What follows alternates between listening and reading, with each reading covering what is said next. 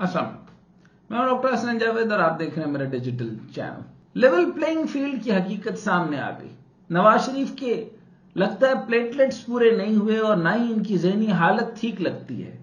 इनकी ज़हनी हालत भी मुझे अल्ताफ हुसैन की तरह बड़ी दिगरगू लगती है और ज़हनी हालत इनकी काफी अरसे से ही ऐसी थी कि आपने अब देखा है कि उनको लाल पैंट पहनकर ऊपर से लाल स्कार्फ पहनते हैं और उनकी जो अपने तौर पे एक मुनारक बनने वाली जहनीत थी और बचपन से लेकर जो इस तरीके से उनको पाला गया,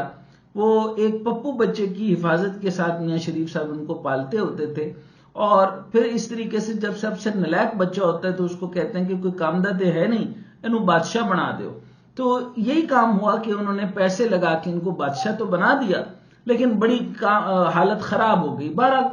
अब वो जो बात कर रहे हैं उससे ये अंदाजा होता है, इससे मुझे जाना पड़ता है और उसको फिर मुझे क्रोनोलॉजिकल ऑर्डर के तहत मुझे पीछे जाना पड़ता है और उनकी ज़हनी हालत से लेकर आपको ये भी याद होगा कि बचपन में वो कभी पुलिस वाले बन जाते थे, कभी वो स्काउट्स में भर्ती हो जाते थे, कभी वो कहीं और कह के पापा को कह के क्रिकेट टीम में भर्ती हो जाते थे, कभी वो पापा को कह के कुछ और जगह पे खेलने चले जाते थे, कभी वो पापा को कह के जमान पार्क के मुकाबले में टीम बना लेते थे, कभी वो पापा को कह के जो है इमरान खान के मुकाबले में और उसके खानदान के मुकाबले में जो क्रिकेट का पायनियर खानदान था उनसे लड़ने आ जाते थे। फिर वो पापा को कह के वो जिमखाना की भी मेंबरशिप ले ली जबकि उनको नहीं मिल रही थी। बहरहाल ये जो है वो पापा को कह के जो है वो अमीरों में और उस टाइम के रॉयल्स में और फ्यूडल्स में। और याद रखिए कि मुझे एक दफा फखर इमाम साहब ने कहा था कि आज का फ्यूडल वो फ्यूडल नहीं रहा, फ्यूडल कभी शोधा नहीं होता था। I agree to him. सो अब बहरहाल जो उनकी जहनी हालत थी वही मजांग, वही खद्दे खाने वाला, वही बनावटी आदमी जो होता है वो इसी तरह का ही बयानियां बना चुका है जिस तरह मैं आपके सामने आप पेश करने लगा हूं। वो कहता है जी वो जो घिसे पिटे बयानिए की तरफ जब वो आए हैं तो उसने नवाज शरीफ ने पुराना मंजन बेचते हुए फिर दावा किया कि साबिक army chief general Qamar Javed Bajwa और ISI के साबिक सरबराह जनरल फैज हमीद ने 2 जजों यानी आसिफ सईद खोसा और साकिब निसार के साथ मिलकर इन्हें हटाने की साजिश की। अच्छा जी, यानी नहीं बाज आए और पाकिस्तान मिलिट्री सुन रही है कि भाई साहब ये सब्जेक्ट इसका हमेशा से फौज है, ये 5 चीफ्स को हटा चुका है, इसकी फौज से नहीं बनती। ये यही सोचता रहता है कि इन्होंने मुझे अपनी टोपियां बाहर क्यों रखी, मुझे सलूट नहीं किया। ओ भाई तेरा मुंह नहीं है इस तरह का कि अब कोई भी फौजी जवान और हमारे जो जनरल्स हैं वो जनरल्स आपको सलूट करे क्यों? आपका मुंह है इस तरह। आपने रिसेंट टाइम में वो वीडियो नहीं देखी, वो जो बच्ची ने गलती से जो है वो 24 स्टार ले लिए A+ के, तो ये उसको साथ लैपटॉप पे देकर जो है उसको तकरीबन 30 मिनट जो है वो अपनी यानी पस्त जहनी का मुजाहरा करते रहे कि इतने इंफीरियोरिटी कॉम्प्लेक्स के ये मास्टर हैं, इनके अंदर इंफीरियोरिटी सुपीरियोरिटी कॉम्प्लेक्स है, यानी इंफीरियरली सुपीरियर है। यानी अपनी सारी की सारी जो बचपन के अंदर जैसे गरीब आदमी होता है एकदम अमीर हो जाए तो अपनी पुरानी हसरतें जो है ना वो छुपाने के चक्कर में वो ऐसी हरकतें करता है कि बड़ी ऑड लगती हैं। तो ये ऐसे मामलात है। नई बात है, उन्होंने वही जनरल फैज हमीद का वो स्यापा लेकर बयानिया बना रहे हैं, आसिफ सईद खोसा का बयानिया लेकर आ रहे हैं, जनरल बाजवा को साथ लेकर आ रहे हैं और साकिब निसार का जो है ना मुसलसल रोना रोएंगे और यही बयानिया बनाएंगे। इसका मतलब है कि इनकी जहनी कैफियत और प्लेटलेट्स जो हैं वो कम हो या बहुत ज्यादा हो जाएं। ऑटो इम्यून 2 काम करता है, वो बहुत ज्यादा कर देता है या बहुत कम हो जाता है। जितना इन्होंने खाना खाया है और जितना महंगा तरीन खाना खाया है, आप अल्लाह का निजाम देखें कि दोनों भाइयों को एक ऐसी बीमारी है, यानी एक का जो है वो पूरा ब्लड तब्दील होता है और एक इतना अमीर खाना खाने के बाद भी उसको हजम नहीं होता, उसके प्लेटलेट ही नहीं बनते। और ये परवरदिगार का एक निजाम है। आज गरीब आदमी की एक वक्त की रोटी भी मैसर नहीं, ऐसे लोगों को कैसे छोड़ा जाएगा? इन लोगों को छोड़ देना अपने साथ जुल्म है। और वो क्या पैब्लो नेरुदा ने कहा था, जालिम को पकड़कर इसी चौक पर जुल्म खून बहाया गया था, इसी चौक पर जालिम को पकड़कर सजा दो सजा दो सजा दो सजा दो। ये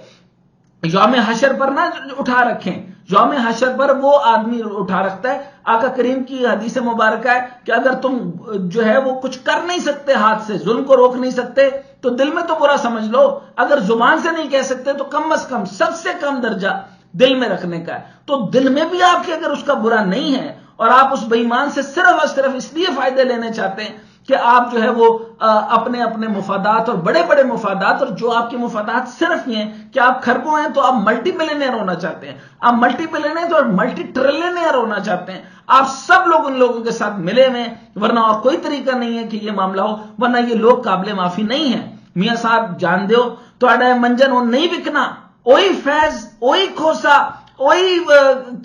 چیف جسٹس تے وہی باجوہ، یہی آپ کو رہ گیا تھا۔ اور میں آرمی سے استدعا پھر سے کر رہا ہوں کہ یہ 5 ملٹری آفیسرز کے ساتھ یعنی چیفز کے ساتھ رہا، یہ سب کے ساتھ زیادتی کرتا رہا۔ مشرف صاحب کا جملہ یاد رکھیے، آپ کے لیے بہت بہتر ہوگا۔ انہوں نے کہا تھا کہ میں نواز شریف اس لیے چھوڑ رہا ہوں کہ آپ کو پتا چلے کہ یہ کتنی بڑی نحوست ہے، یہ کتنی بڑی ضلالت ہے۔ یہ آجا وہ چھوڑ کے تو چلا گیا، وہ تو چلا گیا، اس نے اپنا کام کر دیا، وہ اپنی عزت کے ساتھ چلا گیا، لیکن آج تک یہ زندہ ہے، اور یہ زندہ اور جاوید نہیں ہے، اور اس کا بیڑا ہی غرق کب ہونا ہے؟ یہ سیاسی طور پہ تھو تھو ہو رہا ہے، اور گورے لوگ جو ہیں وہ شیشے اتار اتار کے کہتے ہیں آر یو پرائم منسٹر، اور پھر ان کے لوگ تھوک لیتے ہیں، سمجھتے ہیں کہ تھوک دیا، بڑا کام کر دیا۔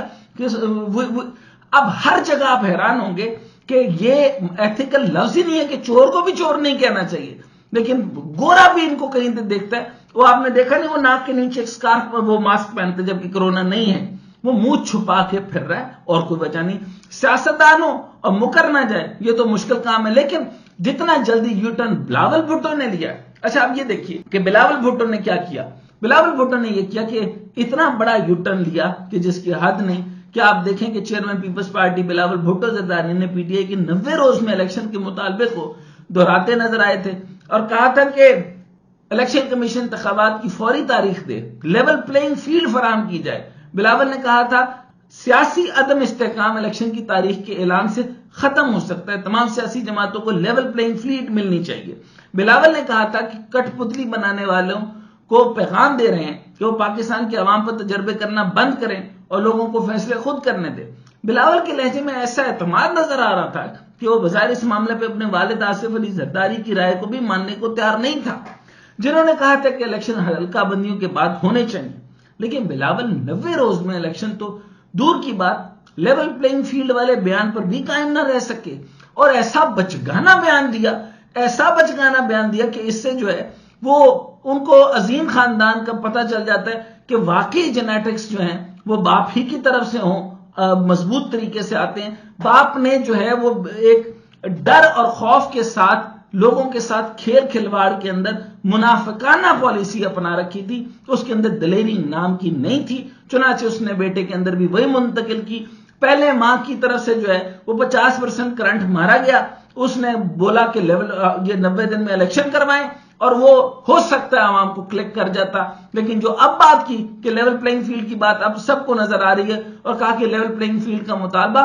مسلم لیگ نون کے ساتھ ہے۔ آپ دیکھیں کہ جب بات انسان کے منہ سے چول بچ جاتی ہے، ایک دفعہ جب چول بچ جائے تو پھر دوبارہ سے ریپلیس نہیں ہو سکتی، بعض اوقات وہ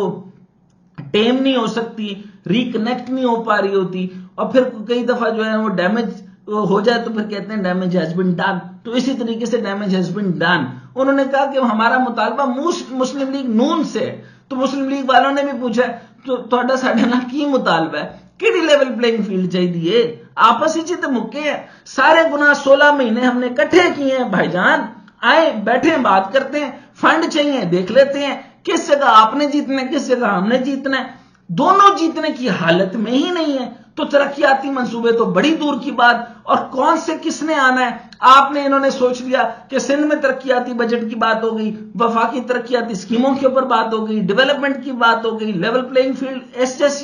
یہ سبجیکٹ اس ٹائم پر نہیں ہے، یہ ٹائم گزر گیا، یہ گزرا ہوا ٹائم واپس نہیں آ سکتا۔ پارلیمنٹ میں بات ہو گئی، حد بندیوں کی بات ہو گئی، بھائی صرف ایک سٹینس تھا، اگر دوبارہ سے جمان مردی سے عمران خان کا مقابلہ کرنے آنا چاہیے تھا، اسے کہنا چاہیے تھا 90 دن کے اندر الیکشن کرواؤ، اور ہم نے یعنی سیدھا سیدھا کہتا، اپنے باپ کے اگینسٹ چلا جاتا اور کہتا کہ پنجاب اور کے پی دونوں میں غلط ہوا، ہم نے الیکشن کروانے چاہیے کیونکہ آئین کہتا ہے، آئین میں لکھا ہے، آئین بالا تر ہے، اور پارلیمنٹ جو ہے وہ آئین کے تحت چلے گی۔ اور آپ یہ یاد رکھیے جو نیا قانون بننے جا رہا ہے اس قانون کے اندر جو پارلیمنٹ کو معتبر بنانے کی کوشش کر رہے ہیں، بھائی پھر ایم این اے اور ایم پی اے جو ہیں وہ عوام میں سے نکالنا بند کر دیں نا، اگر وہ اتنا معتبر ہے تو وہاں پہ بھی سلیکٹڈ لوگ آئیں گے، ایگزام دیں گے، منسٹر بن جائیں۔ یہ طریقہ کار نہیں ہو سکتا۔ پارلیمنٹ کے نیاب کے قانون میں جو کی گئی ترامیم کو کالعدم قرار دینے کے بعد نواز شریف، شہباز شریف، مریم نواز، شہباز شریف، آصف زرداری، یوسف رضا گیلانی، خورشید شاہ سمیت بہت سارے سیاستدانوں کے خلاف کیسز دوبارہ کھل سکتے ہیں، اور یہ تلوار پھر سے لٹکنا شروع ہو چکی ہے، اور اس لٹکتی تلوار کے سائے کے نیچے ہی نواز شریف کی واپسی ہوگی۔ فیصلے سے پہلے تو نواز شریف کو واپس لا کر اقتدار پر بٹھانے کا پلان تیار کیا جا رہا تھا، لیکن اب نون لیگ کو تمام امیدیں موجودہ چیف جسٹس سے ہیں۔ اب سارا کا سارا معاملہ چیف جسٹس پہ، وہ تاریخ میں اپنا نام کیسے لکھوانا پسند کریں گے، سارے کے سارے اختیارات اب ان کے پاس ہیں، اور توفیق صرف اللہ دیتا ہے۔ اب چیف جسٹس نے اکیلے میں خود میں بیٹھ کر سوچنا ہے کہ میں نے کیا ڈیسیژن لینا ہے اور تاریخ مجھے کیسے یاد رکھے۔